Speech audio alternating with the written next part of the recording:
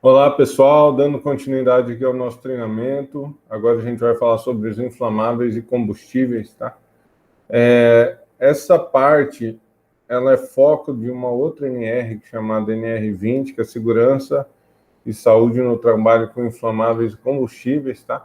Mas como estamos falando de manuseio de produtos químicos, vamos dar uma pincelada nesses tópicos, tá bom? Quais são os perigos fundamentais, tá, dos inflamáveis? Eles queimam com muita facilidade, por isso são chamados inflamáveis, né? Produzem atmosferas explosivas em locais com deficiência de ventilação. Um líquido inflamável se espalha com rapidez, ocupando desníveis, tá? Incêndios em líquidos apresentam características mais complexas que sólidos, né? Pela questão dele poder se espalhar facilmente. Por exemplo, a gasolina, né? Se estourar algum recipiente com gasolina, ele se espalha em todo o local e é muito mais difícil conter esse fogo, né? Então, as técnicas para extinção de incêndio devem ser treinadas constantemente. É por isso que direto tem esse treinamento de brigadista da CIPA, né? Para a pessoa sempre estar preparada a um possível foco de incêndio que venha a ocorrer, tá? Preparada psicologicamente também, porque é muito importante quando algo acontecer, a pessoa não perder o controle psicológico, saber certinho passo a passo a seguir, esse tipo de coisa, né? Um produto inflamável poderá oferecer maior ou menor risco dependendo de ponto de fulgor, tá? A gasolina é mais perigosa que o etanol por ter um ponto de fulgor mais baixo. Significa que a gasolina precisa de menos energia para pegar fogo que o álcool, né? Que o etanol. A quantidade e o tipo de armazenamento, né? Dependendo de como ele é armazenado, ele se torna perigoso. Propriedade físico-química do produto, né? Poder calorífero, volatilidade, toxicidade, produtos gerados, né? E materiais, instalações existentes nas proximidades. Então, é difícil a gente fazer, por exemplo, um tanque que guarda gasolina, por exemplo, recipiente de gasolina, ao lado de uma estação de energia. Pode ter estática, pode ter curto-circuito, então isso é uma coisa que a gente precisa evitar até no próprio projeto da fábrica. É uma mistura dentro dos limites de inflamabilidade e necessita apenas de um elemento para que se produza um incêndio ou explosão, tá? Uma fonte de ignição. Fonte de ignição pode ser faísca, centelha, chamas abertas, pontos quentes, eletricidade estática, tá? Sim, sendo na presença de produtos inflamáveis, é de fundamental importância controle das referidas fontes de ignição. Fonte de ignição é tudo que pode startar um fogo, tá? Um incêndio, qualquer coisa do tipo, uma explosão, algo do tipo. Para prevenir, a gente tem um equipamento chamado explosímetro, tá? Ele é blindado, mesmo que ocorra um curto-circuito dentro dele, ele não vai ocasionar um ponto de, como a gente falou, uma fonte de ignição, tá? Por ele ser blindado, ele é bem interessante, ele vai medir a porcentagem em volume de um gás ou de um vapor combustível no ar, tá? Então, posso citar o exemplo de silo, né? Silo que guarda grãos, milho, soja, esse tipo de coisa. Os grãos, com o tempo e pelo silo ficar no sol também, ele acaba liberando alfa-amilase, beta-amilase, são alguns gases tóxicos, né? Esses gases são mais densos que o oxigênio. Então, é interessante utilizar o explosímetro em vários níveis, né? Porque normalmente esses gases eles ficam mais presentes perto do solo do que perto da saída do silo. Então, um dos cuidados que a gente precisa ter quando vai utilizar o explosímetro é fazer várias medidas, né? Fazer várias aferições em diferentes pontos do local para a gente poder tirar uma média ou conseguir achar onde é o foco, né?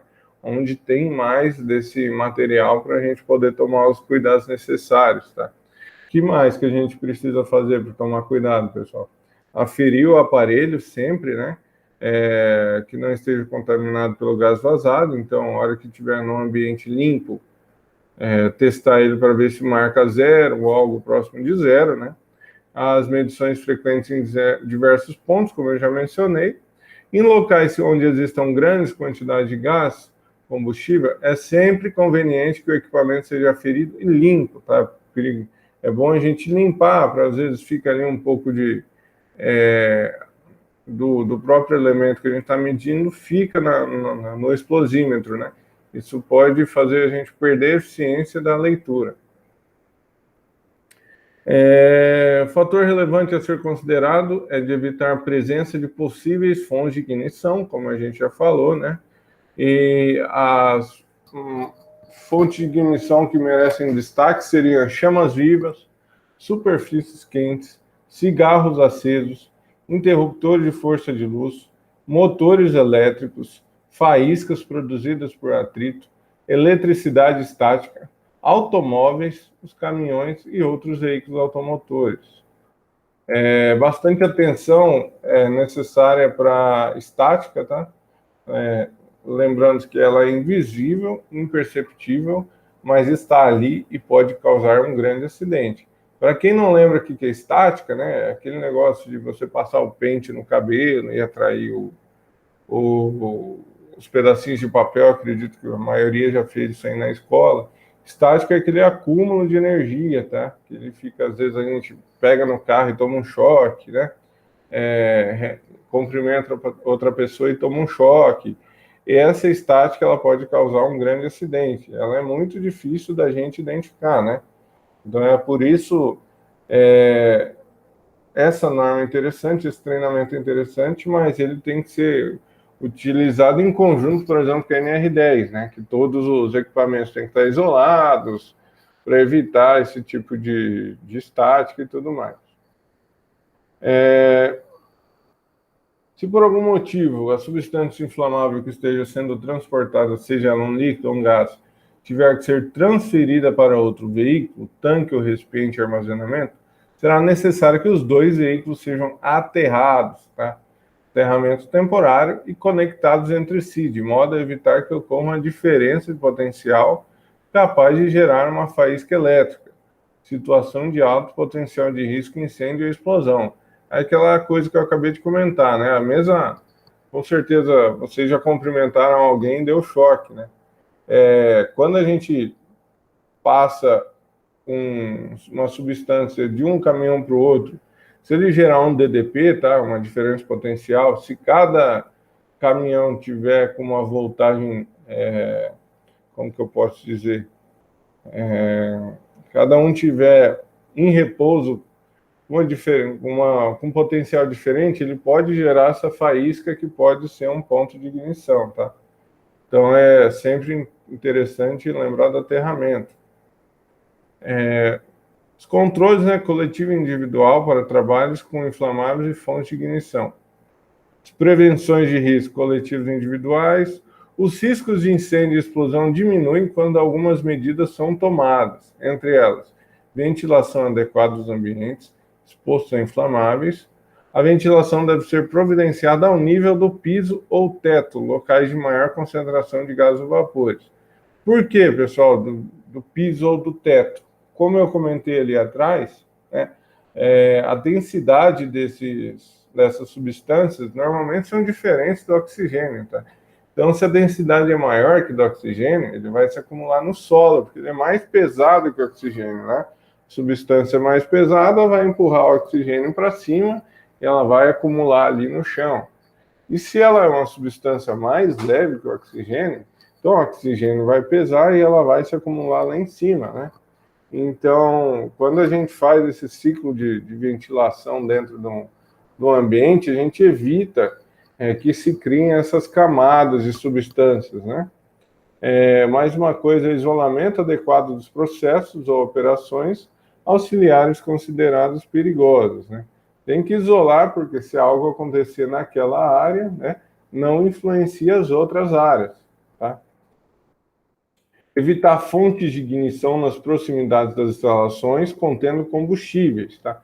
Centelhas, produzidas por aparelhos ou instalações elétricas, utilização de cigarros, charutos ou similares, descargas eletrostáticas, faíscas provocadas por escapamento de veículos com motor combustão interna, faíscas provocadas por trabalhos com discos de corte similares. Tá? Por exemplo, chegou no posto de combustível, tem lá a plaquinha, proibido celular, né?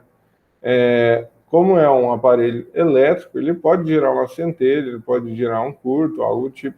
A probabilidade disso acontecer é muito pequena, mas existe esse risco, tá?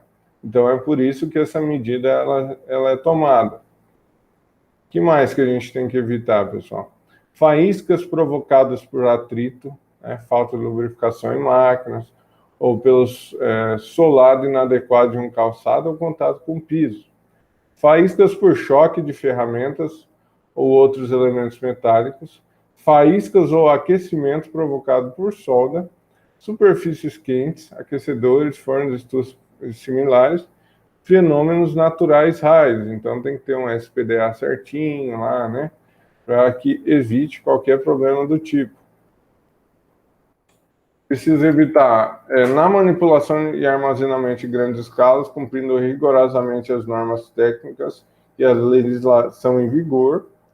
Em pequena escala, observando-se as seguintes recomendações: identificar o produto e seus riscos em cada recipiente, procurando manter cada produto em seu respectivo recipiente, tá? Então, tem produto que ele não pode ser armazenado em recipiente de plástico, porque ele vai corroer. Tem produto que não é recomendado que ele seja armazenado em ambiente metálico, tá? Então, sempre tomar essas precauções. Lembrando que isso aí vai estar sempre lá na ficha, na FISPIC, né? Utilizar produtos adequados para absorção de derrames, ou seja, produtos incombustíveis, areia, silicato, magnésio, além de tecidos, almofadas e mantas absorventes que são comercializados para essa finalidade. Em muitos casos é necessário providenciar barreiras para evitar que o produto derramado atinja galerias de água, esgoto ou similares, tá? Para que ele não se espalhe. Tem que evitar acúmulo ou armazenamento de graxas, óleos e líquidos inflamáveis próximos de recipiente que contém oxigênio. Manter os cilindros de gás na posição vertical, com protetores das válvulas imobilizados, tá? Sempre na vertical. Manter o pessoal informado sobre os riscos existentes na manipulação de inflamáveis, sejam eles sólidos, líquidos ou gasosos. Esse é o mais importante, que às vezes o operador ele não liga, fala, sempre fiz isso, não tem problema, não vai acontecer nada, e acontece, né? Então, acredito que essa questão de manter o pessoal informado seja o mais difícil. Efetuar inspeções regulares de dispositivos de segurança. Sempre que for utilizar um gás, instalar um regulador de pressão na saída do cilindro, nunca diretamente. As válvulas dos cilindros devem ser abertas lentamente, para evitar uma diferença de pressão muito grande que cause uma explosão. Tá?